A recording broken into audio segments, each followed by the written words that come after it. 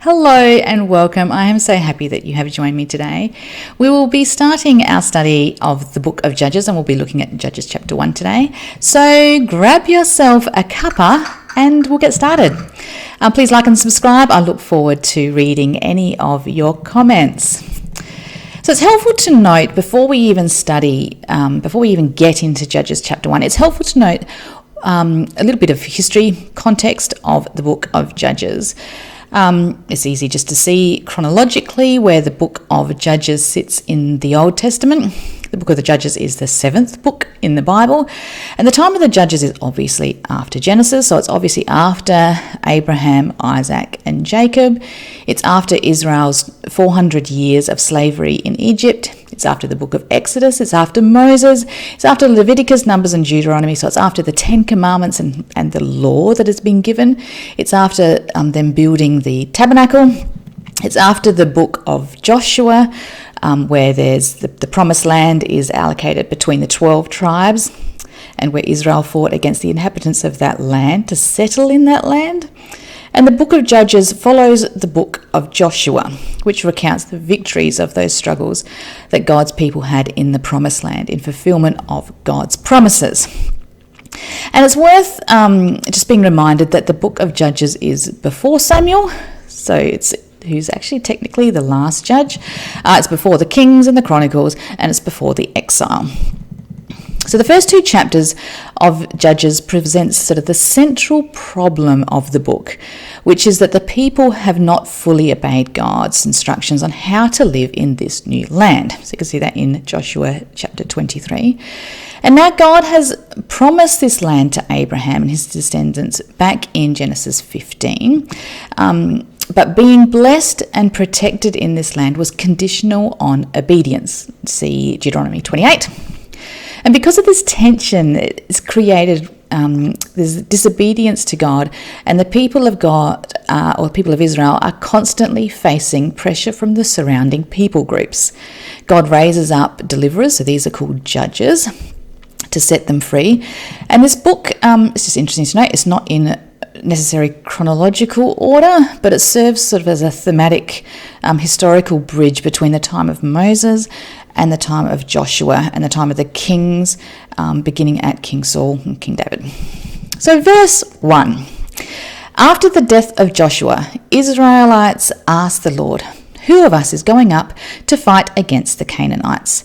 And the Lord answered, "Judah will go up. I have given them the land into their hands."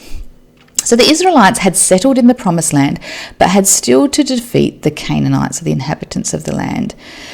Now that their leader Joshua had died, Israel inquires of the Lord what tribe should go up to fight against them.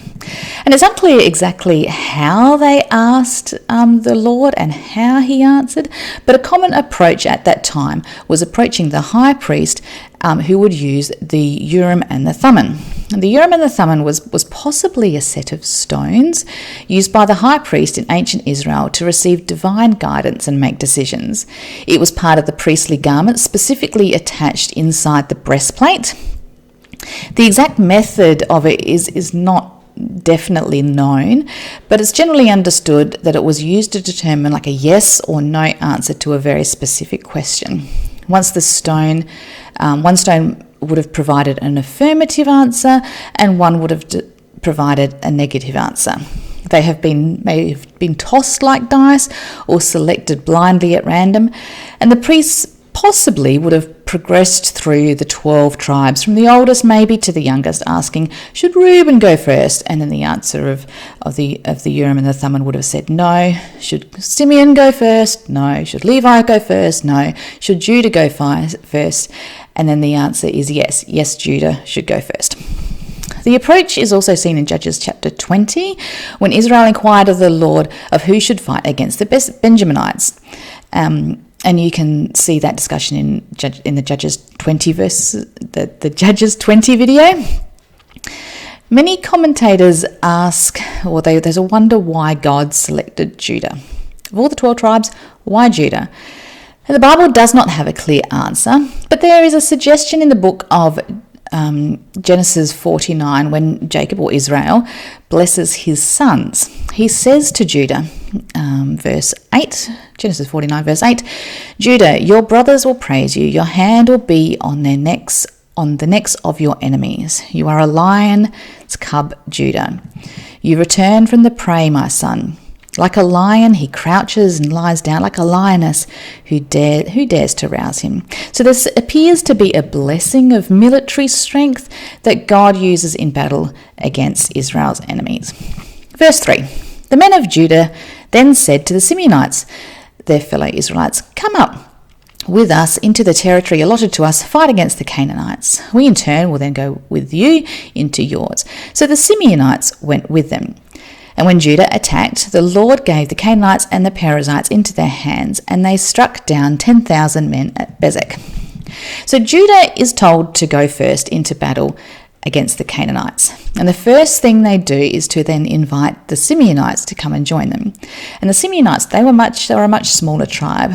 So some commentators suggest that Judah was disobeying God's command because only Judah was mentioned. Other commentators propose that the inquiry concerned which tribe should go up first. So not to be the only tribe that fought, but just the first tribe that fought. So therefore, God's directive that Judah should lead does not necessarily preclude other tribes from providing support from behind. So whether Judah was at fault or whether they were being faithful, we can see that God continues to be faithful to his people. We see through the book of Judges that Israel breaks their covenant with God over and over again, but God never fails to uphold his word. Verse 5, it was there that they found Adoni-Bezek and fought against him, putting to rout the Canaanites and the Perizzites. Adoni-Bezek fled, and they chased him and caught him and cut off his thumbs and his big toes. Then Adoni-Bezek said, 70 kings with their thumbs and big toes cut off have picked up scraps from under my table. Now God has paid me back for what I did to them. And they brought him to Jerusalem, and he died there. So in this section we see that Adoni-Bezek was a Canaanite king. Israel had cut off his thumbs and his big toes, and this made him basically a worthless warrior. He couldn't trouble Israel anymore as a military man. In later Roman times, this was a common treatment for those who rebelled against Rome.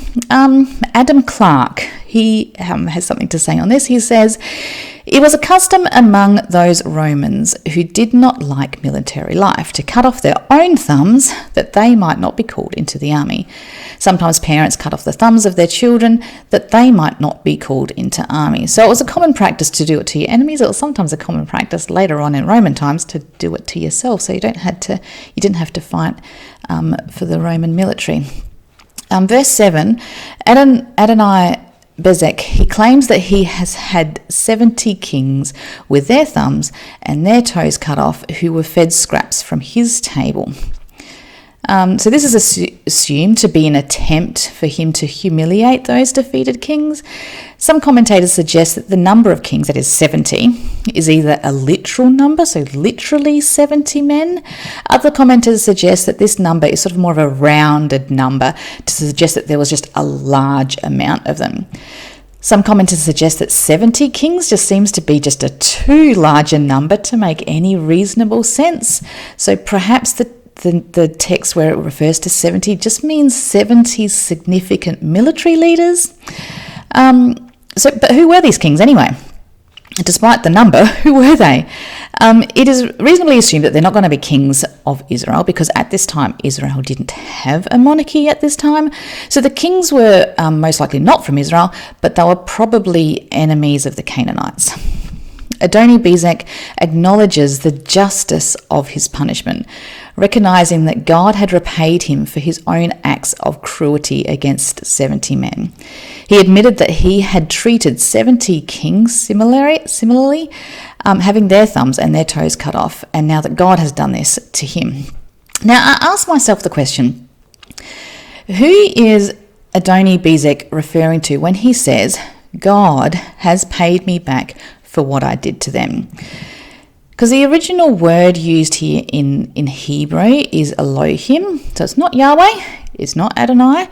Elohim can refer to the God that we know, the God of Israel, or it can refer to other deities. So I've come up with 3 options of why Adonai-Bezek is referring to God and God doing this to him as a consequence of what he did to other people. So my first thought is perhaps he is acknowledging his own Canaanite God, so lowercase g. He's using Elohim not as the God of Israel, but as a Canaanite God. And Adonai-Bezek, being a Canaanite, may have been referring to one of his own gods.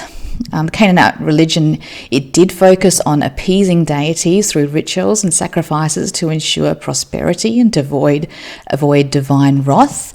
So he may have been of the opinion that his cruel actions resulted in comparable and similar personal consequences directed by this Canaanite, non-existent by the way, God. Another thought I had is perhaps Adonai-Bezek was acknowledging our sovereign God, the Lord God of Israel, the God of Abraham, Isaac and Jacob. Perhaps Adonai-Bezek had heard of God just like Rahab had in Joshua and was declaring his dominion and his sovereignty. But I sort of have a problem with this because he states that God has paid him back for what he did. But when I look at the world around me, I don't see God punishing other individuals with the same evil that they have inflicted on others.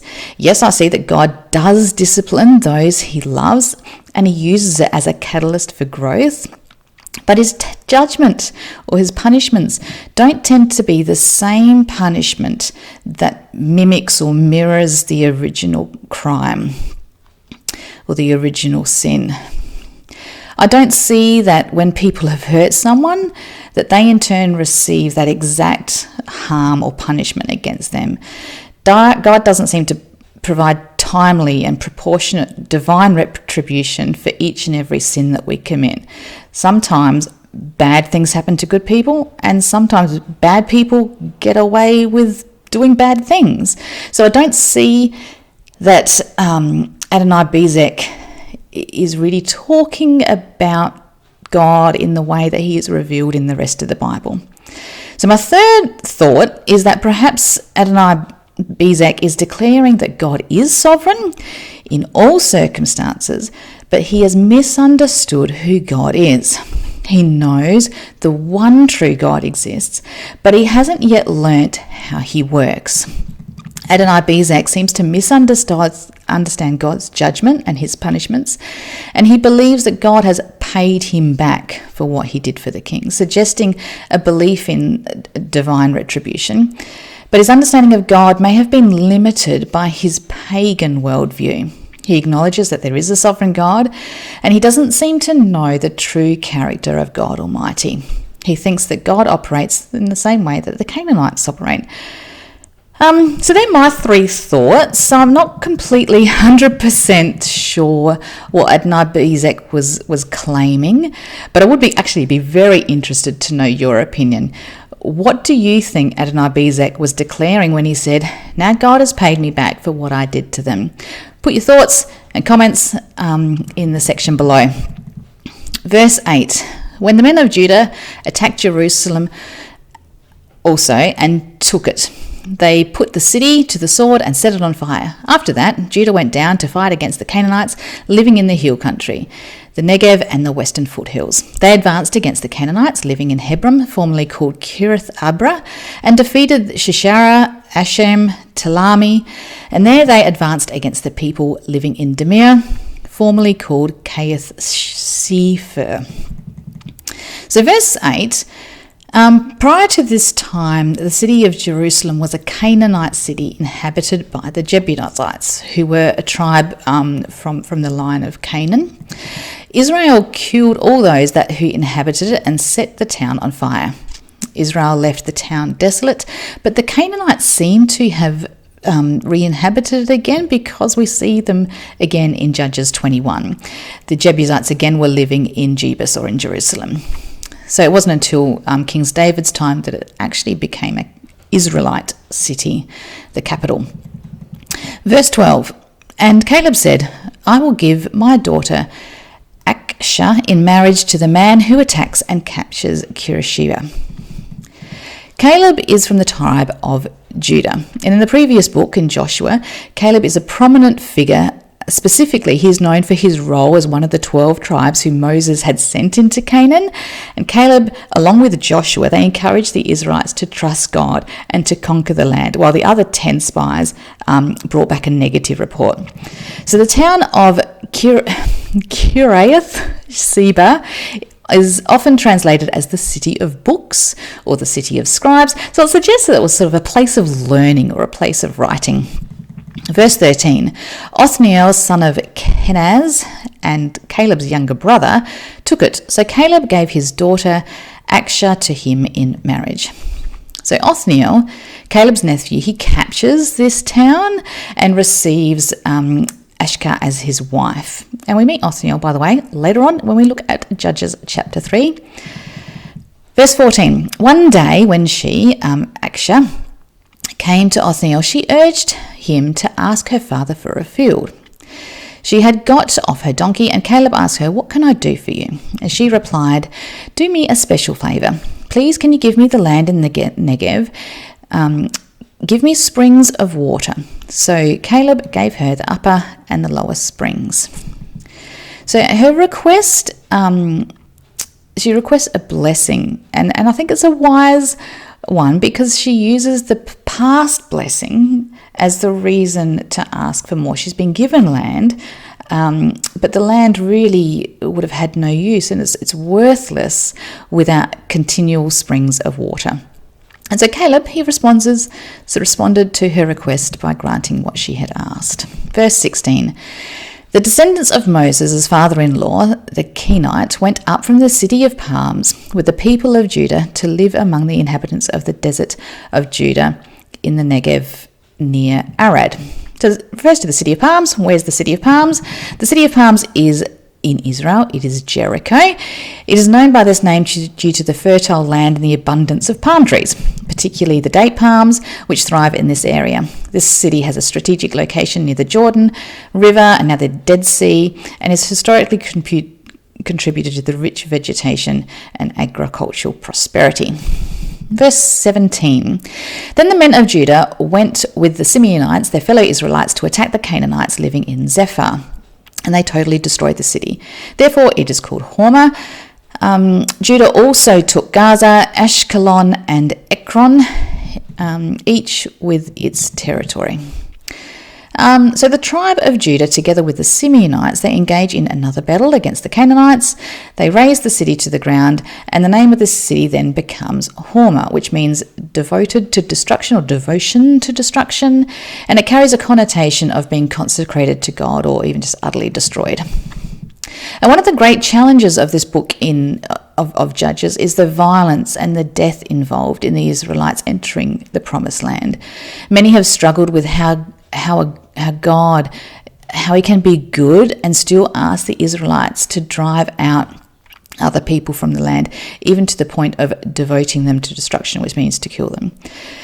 It is a very difficult issue, and we really should wrestle with it. It's important to remember that God is patient with the Canaanites.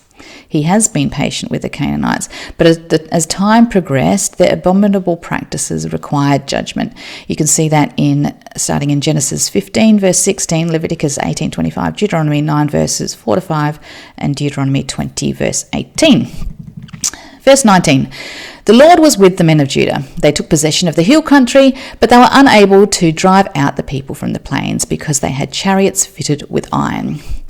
So the phrase, the Lord was with the men of Judah, reveals the fact that God doesn't guarantee complete and immediate victory when he is with us. God may allow a season of defeat while he is refining us and teaching us more about himself. Victory may take time, not because of any limitation on God's part or that he is too weak to solve our problems, but because he is working in our lives in his timing. So Judah here, the tribe has a problem in expelling the inhabitants because the Canaanites, they have iron chariots. So the major Canaanite military threat, it came from these iron chariots. The writer of Judges, particularly, he blames the failure of the conquest of the whole of the land of the Canaanites on the fact that they had these iron chariots. So iron chariots, they upgraded an average army to threatening and undefeatable levels. Any army with chariots had an incredible advantage over any army that was just an army on foot. Chariots were usually pulled by one or two horses, so one or two riders may have ridden the cart. One may have directed the cart, while the other one would have thrown javelins or shoot arrows or strike down the foot soldiers with the sword. Typically speaking, armies with chariots never fell to armies on foot. Some commentators suggest that the strength of the Canaanite inhabitants was not a valid excuse for Israelites' failure. God had commanded them in Deuteronomy 20 verses 17 to 18 to completely destroy the Canaanites as the Lord your God has commanded you. Otherwise, they will teach you to follow the detestable things they do in worshipping their gods, and you will sin against the Lord your God. So God had even said earlier in the chapter, earlier in Deuteronomy 20 verse 1, regarding the principles of governing warfare. Verse 1 says, when you go to battle against your enemies and see the horses and the chariots and the people there are more numerous than you, do not be afraid of them. For the Lord your God is with you, who brought you up out of Egypt. God desires a holy people who are separate and unique and were righteous compared to the rest of the world. He wanted Israel to be completely devoted to him, not to the false gods of Canaan. And all of this commandments show that he is holy and he desires to build up a holy people. God desires and deserves a faithful people, and he has shown great faithfulness to Israel. Verse 20. As Moses has promised, Hebron was given to Caleb, who drove out the 3 sons of Anak. The Benjaminites, however, did not drive out the Jebusites who were living in Jerusalem, and to this day the Jebusites still live there with the Benjaminites. So the Benjaminites failed to drive out the Jebusites. The Jebusites, they were a clan of the Canaanites. They lived in Jebus, which later becomes known as Jerusalem. And we first read about the Jebusites in Genesis 15. God promised to give Abraham the land to his descendants, and it's described as being those inhabitants of that tribe, including the Jebusites. The Jebusites dwelt in the hill country of Canaan, with Jerusalem. It wasn't called Jerusalem then, it was called Jebus, but that was one of their key cities. So according to the Table of Nations in Genesis 10, the Jebusites were descendants of Noah's son Ham through his son Canaan and through his son Amor. They were one of the Amorite tribes who were placed under judgment of God via their wickedness. God describes their pagan worships as abominable practices, which may have included child sacrifices.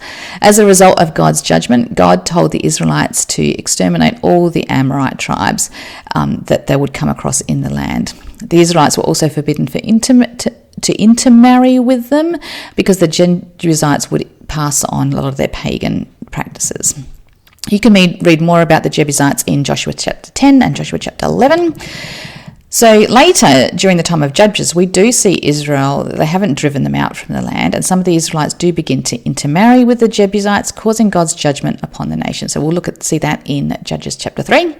And then again later, at the time of King David, when he became king of Israel, he attacked the Jebusites here in Jerusalem, and he conquered that city, which then became known as the city of David. The Jebusites remained subjected to Israel there, and were forced to be part of the labour for King Solomon's building project. So they're still there, they're still living among the people of Israel. Even later, after the exile, Ezra, the priest, he led a revival among the Jews who returned from Babylonian captivity back to Jerusalem, and he had to deal with the issue of intermarrying with the Jebusites. And though they were allowed to live among the Israelites, the Jebusites and the other Amorites tribes maintained their distinctive ways and thus became a continual snare for the people of Israel. Verse 22, now the tribes of Joseph attacked Bethel, and the Lord was with them. And they set men to spy out Bethel, formerly called Luz, and these spies saw a man coming out of the city, and they said to him, show us how to get into the city, and we will see that you are treated well. He then showed them, and they put the city to the sword and spared this man and his whole family. And then he went to the land of the Hittites, where he built a city and called it Luz, and to this day it is still called Luz. So this story is really similar to the story that we see of Rahab in Joshua chapter 2. But Bethel, Bethel is first mentioned in the Bible in connection with Abram, who built an altar to God there. It's originally called Luz. We can see that in Judges 28, and the city is renamed Bethel by Jacob after the patriarch experienced a remarkable dream there. While travelling from Beersheba to Haman to escape his brother's Esau, Jacob stopped for the night at Luz, and he slept, and he dreamed of the stairway or the ladder that was stretched up from earth to heaven, and the angels of God were climbing up and down that ladder, and God stood up at the very top. You can see that in Genesis 28. The Lord spoke and revealed himself to Jacob as God of his forefathers. And when Jacob awoke, he declared, how awesome is this place? This is none other than the house of God, and this is the gate of heaven. And then Jacob, he set up a sacred pillar there, and he named the place Bethel. And many years later, Jacob returned there to Bethel. He built an altar to God there, and Bethel remained one of the main places of worship. And so the Ark of Covenant was kept here in Bethel at the time of the Judges. So we can see that in Judges chapter 20. During the divided kingdom, King Jeroboam of Israel, he establishes two temples, one for the northern kingdom, one at Bethel, one at Dan. And in these temples he set up golden calves. And later on in the 7th century BC, the high places of Bethel were destroyed finally by King Josiah of Judah as part of the religious reform. So there's a little bit of history about Bethel and Luz. And now we've got a bit of a passage which I won't read out. You can read it in your own time, verses 20 to 36. It just goes through every tribe and how they made war against the Canaanites or the inhabitants of the land at that time. But I'll pull out just a few patterns. As a tribe of Israel, they seek to obey God's call to enter the promised land. We see this pattern develop. So the Canaanites, they were determined to live in the land. That's one of the phrases that's repetitive in this section. The Israelites didn't drive out the Canaanites from the land completely. We see that repeated. The people of Israel lived among the Canaanites. Some passages it says in here that the Israelites set boundary for the Ammonites, so the Ammonites could stay in the hill country, but they weren't allowed to come down to the plains. And some of the tribes subjected their enemies to forced labour, so they didn't kill them completely, they just incorporated them as slave labour into their community. So Israel, although they were called to completely destroy their enemies, they did not completely destroy the inhabitants of the land. They either lived among them, or they allowed them to remain within restricted boundaries, or they kept them as slaves. They did not do what God had commanded them to do. So this passage demonstrates the dangers of settling for partial obedience. Israel failed to drive out all the Canaanites, leading to continued conflict and temptation to idolatry. This passage serves as a warning against complacency and encourages a complete commitment to God's commands. And the application for our lives is that if we don't allow God to completely deal with our sinful nature, if we choose to allow sin to continue to remain in our lives, or if we give it boundaries where it's okay there, but you're not allowed to go any further, or if we let it remain under the delusion that we have control over it, we allow sin to keep having a place in our lives, giving Satan sort of dominion over aspects of our lives. But Jesus, he has died and he has risen again, proving that he has conquered sin and death, The power that gave him life is living in us. Romans 8:11 says, "And if the spirit of him who raised Jesus from the dead is living in you, he who raised Christ from the dead will also give you life to your mortal bodies because the spirit lives in you." We need to be ruthless with sin, otherwise it will become a stronghold in our lives. Now that's all I have for you from Judges chapter 1 today. It has been a pleasure spending time with you, and I look forward to seeing you when we continue our study in Judges chapter 2. Bye.